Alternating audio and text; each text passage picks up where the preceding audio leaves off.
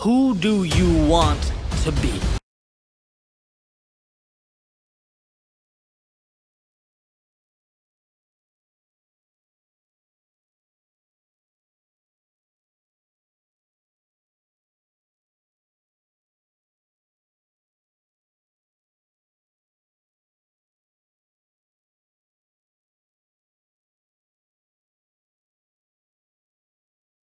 General? Yes, sir. That Air Force has caused itself more grief with that silly bastard. Did you see the Post this morning? Yes, sir. I'm looking. See that fellow's picture by the bed? Yes, sir.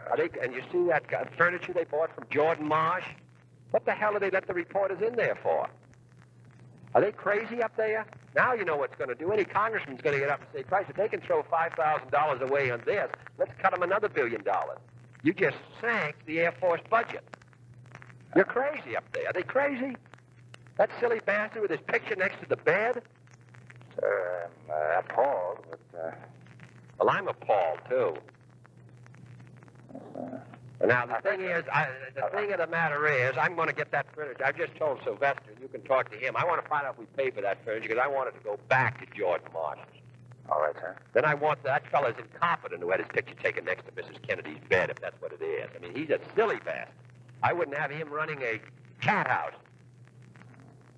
And that Colonel Carlson, who let in Larry Newman and those reporters, is he crazy, too? Christ, they're not all incompetent. Is that the way they're throwing money around over there? You better look into it, and especially when you told me that they hadn't spent a cent. Well, sir, this is obviously... Well, this is obviously a fuck-up. That's okay. Right. That's right. Right.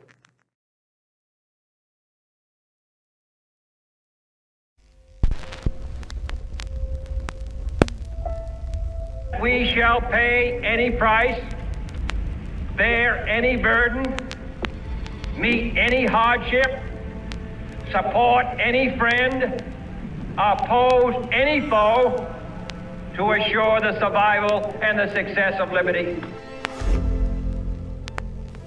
Every thoughtful citizen who despairs of war and wishes to bring peace should begin by looking inward, by examining his own attitude towards the possibilities of peace. Too many of us think it is impossible. Too many think it is unreal. But that is a dangerous, defeatist belief. It leads to the conclusion that war is inevitable, that mankind is doomed, that we are gripped by forces we cannot control. We need not accept that view. Our problems are man-made, therefore they can be solved by man, and man can be as big as he wants. No problem of human destiny is beyond human beings. Man's reason and spirit have often solved the seemingly unsolvable, and we believe they can do it again. Surely the opening vistas of space promise high costs and hardships, as well as high reward. So it is not surprising that some would have us stay where we are a little longer, to rest, to wait. But this city of Houston, this state of Texas, this country of the United States was not built by those who waited and rested and wished to look behind them. This country was conquered by those who move forward, and so will space. We choose to go to the moon in this decade and do the other thing, not because they are easy, but because they are hard. Because that challenge is one that we're willing to accept. The energy, the faith, the devotion which we bring to this endeavor will light our country and all who serve it. And so, my fellow Americans, ask not what your country can do for you. Ask what you can do for your country.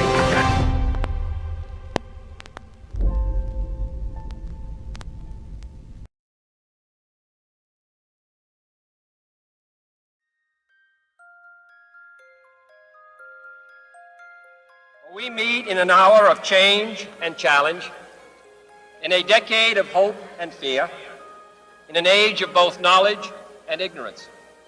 The greater our knowledge increases, the greater our ignorance unfolds. No man can fully grasp how far and how fast we have come. But condense, if you will, the 50,000 years of man's recorded history in a time span of but a half a century. Stated in these terms, we know very little about the first 40 years, except at the end of them, advanced man had learned to use the skins of animals to cover them.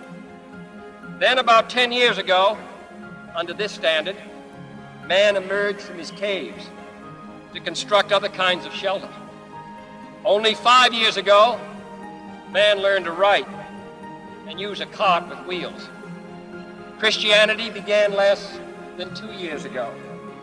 The printing press came this year.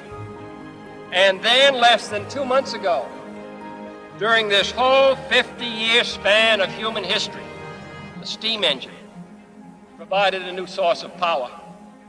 Newton explored the meaning of gravity. Last month, electric lights and telephones and automobiles and airplanes became available. Only last week did we develop penicillin and television and nuclear power. This is a breathtaking pace, and such a pace cannot help but create new ills as it dispels old. So it is not surprising that some would have us stay where we are a little longer, to rest, to wait. If this capsule history of our progress teaches us anything, it is that man in his quest for knowledge and progress is determined and cannot be deterred. We shall send to the moon, 240,000 miles away, a giant rocket more than 300 feet tall on an untried mission to an unknown celestial body, and then return it safely to Earth. But why, some say, the moon? Why choose this as our goal? And they may well ask, why climb the highest mountain? Why, 35 years ago, fly the Atlantic?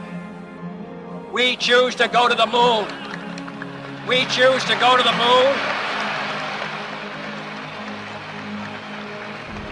We choose to go to the moon in this decade and do the other things, not because they are easy, but because they are hard.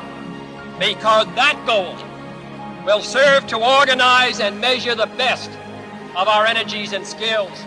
Because that challenge is one that we're willing to accept, one we are unwilling to postpone. And therefore, as we set sail, we ask God's blessing on the most hazardous and dangerous and greatest adventure on which man has ever embarked.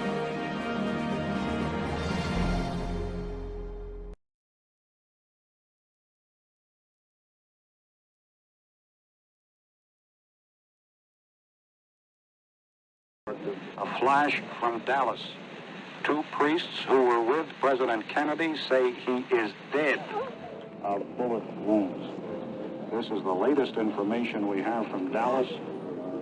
I will repeat with the greatest regret, two priests who were with President Kennedy say he has died of bullet wounds. Malcolm Kilduff, the assistant press secretary, was filling in for the regular press secretary, and then he had to draw himself up to give the most fateful announcement that a press secretary might have ever had to give. All the cameras were rolling, and I remember he put his fingers like this on the desk and pressed very hard to stop his hands trembling. Do it again. Go on, Matt. John F. Kennedy died at approximately 1 o'clock Central Standard Time today here in Dallas. He died of a gunshot wound in the brain. Slow it down.